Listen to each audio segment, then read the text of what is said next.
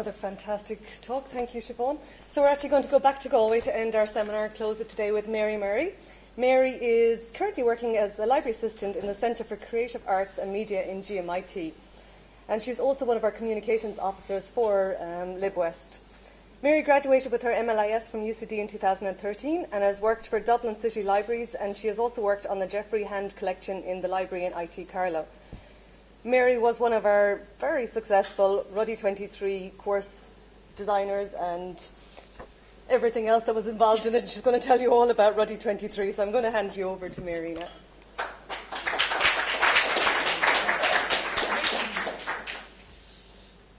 Hello.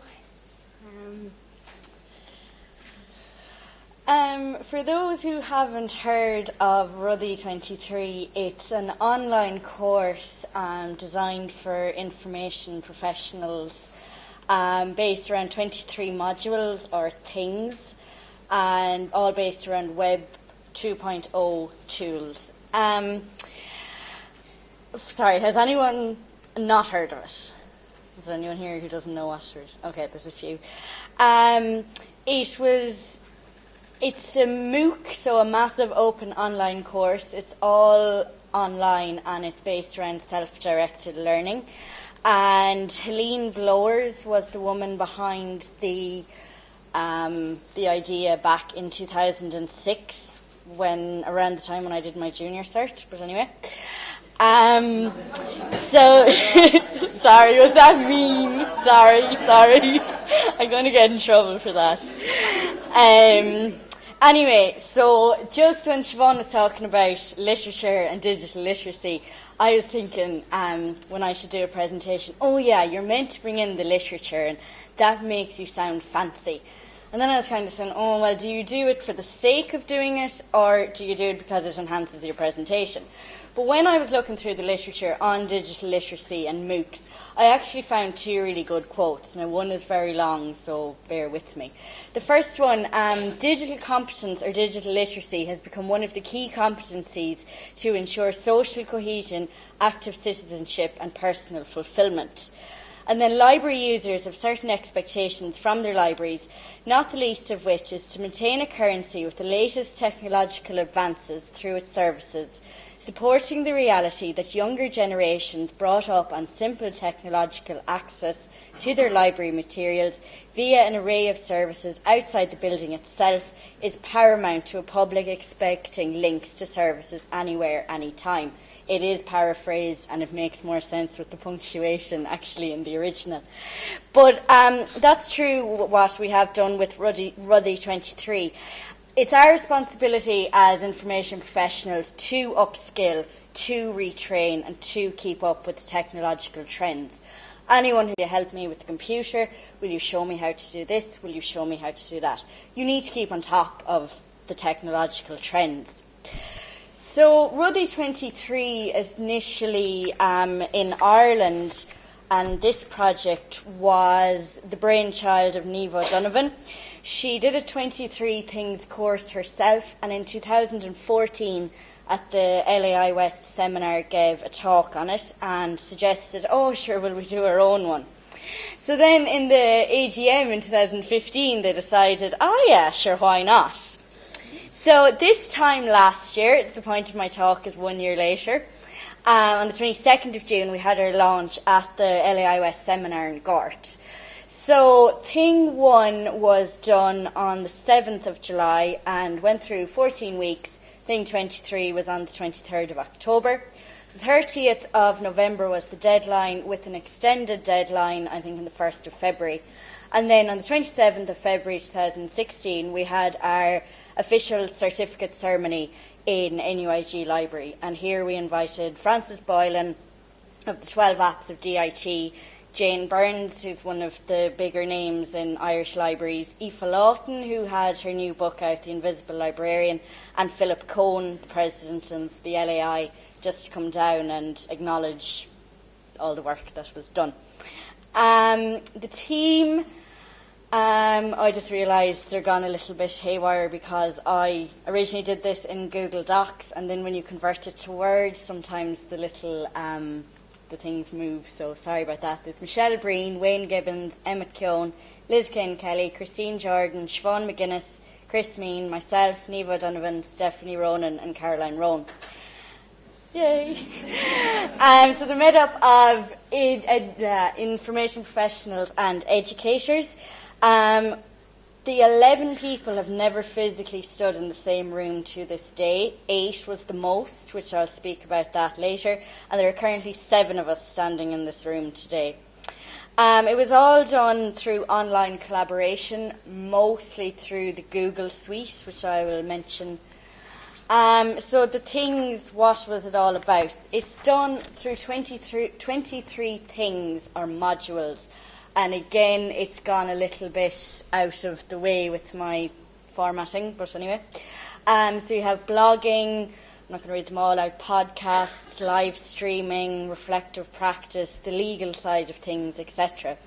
Not everything was technologically based. Here you have attending conferences and advocacy for libraries and different skills you could do around that.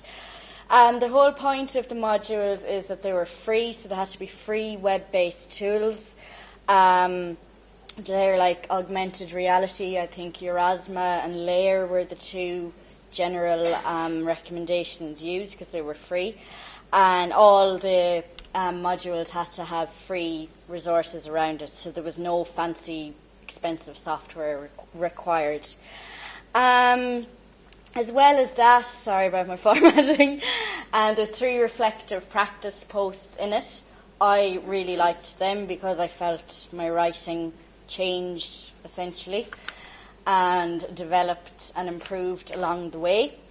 So the process was that members of the team wrote the thing. They researched and they designed the thing. And then the participants read the information. They posted the blog at the scheduled date and time. The participants read the information. They completed a task, which was, for example, create the infographic and then write a reflective blog post. So this is just an example of Thing 21, creating infographics, only the first part. And then the last bit was your things for Thing 21 are. And there was an option to just write on them in general, or there was one to actually carry out an infographic project. So the participants then were 235 people initially registered interest. Then 185 people registered for a blog. 123 actually got to writing the first blog post, which was why I became a librarian, which was really interesting because you had all these different people with different backgrounds and yet everyone had the one idea, and it was really interesting. 79 people applied for CPD certs, and then on the day 68 actually received their continuing professional development certs from the LAI. 56.8 people were from Ireland, 37.8 were from the UK, and many of them said that they were using it towards CILIP chartership, and the rest were from countries like Malaysia, Zimbabwe, Ecuador, and then the US and Germany. I think 42% was the completion rate, and just there in the other little diagram, the academic libraries were the most represented, and then public libraries. I often wondered if we ran it at a different time of the year, would the academics have been higher or lower? Because usually in an academic library, things are kind of quieter in the summer, and it probably allowed people to do an hour or two here and there. So each moderator, each member of the team had a number of blogs to manage. Now we're at a library conference, so yes, I used Harry Potter characters in my little example. So it was just basically done on a Google Excel sheet. Just kept track of once somebody had all the things done, well then they were done, and you just kept an eye on it. Feedly.com was, I think, one of the most amazing things ever invented. It was an RSS feed, so every time you had a link to each person's blog, and every time they updated it, you could see it, so you didn't have to individually go through your 20 blogs. I wouldn't have known about Feely.com if it wasn't for Rudai23. I wouldn't have known about a lot of things if it wasn't for Rudai23. So the team members were there to encourage, comment, maybe give a nudge every now and again to keep people on track, but it was mostly a friendly service and just to have someone to talk to, a human being aspect. I suppose what we learnt, you have online collaboration tools, opportunities and challenges come with them. The opportunities, you could work with anyone, anytime across the country. As I said, we never met. We used Google Hangouts for our meetings. We used traditional Gmail. We used Google Drive to share all our documents. And there are challenges in timing, and then communication may get lost in emails and so forth.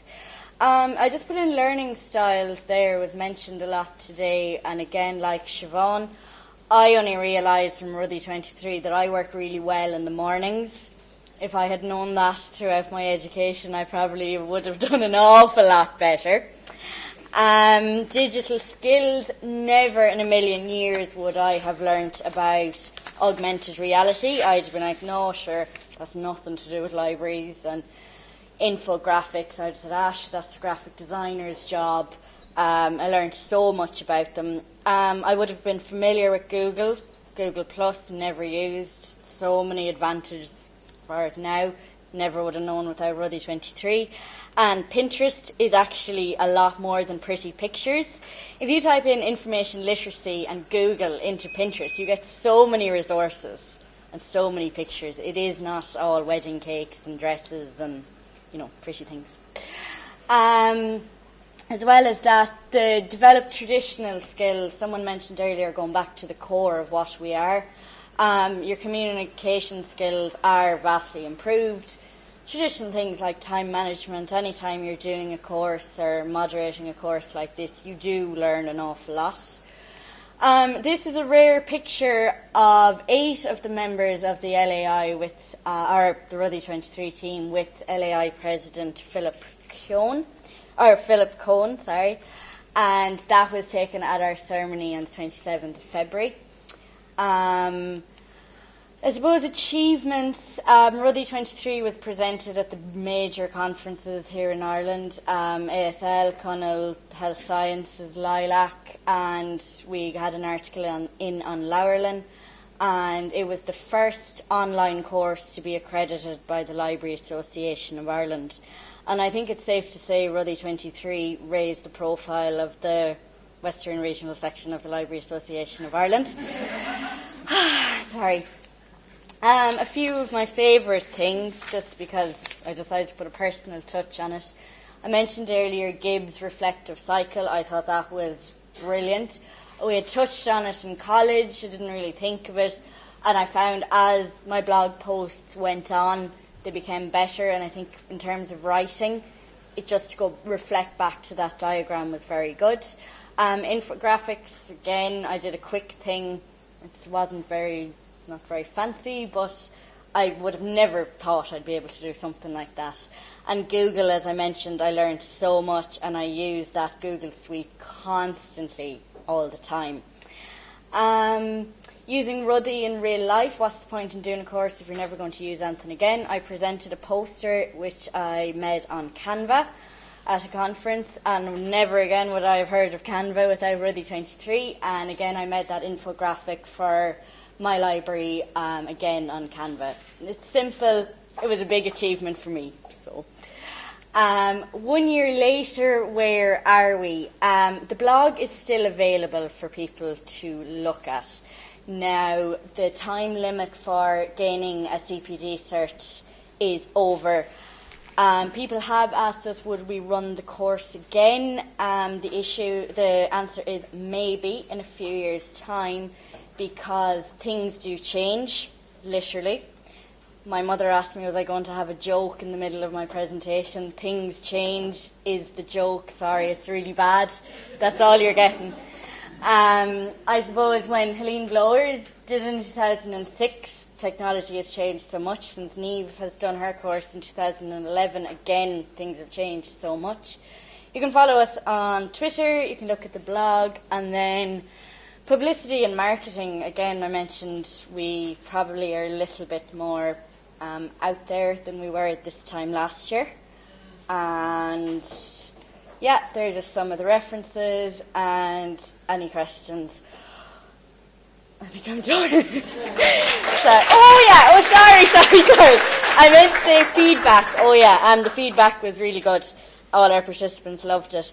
They just said favourite modules were video or screencasting, blogging and augmented reality, and the ones that they would use again in their workplace were presentations, infographics and communicating through photographs. Sorry, I forgot to mention that in the middle of it. So yeah.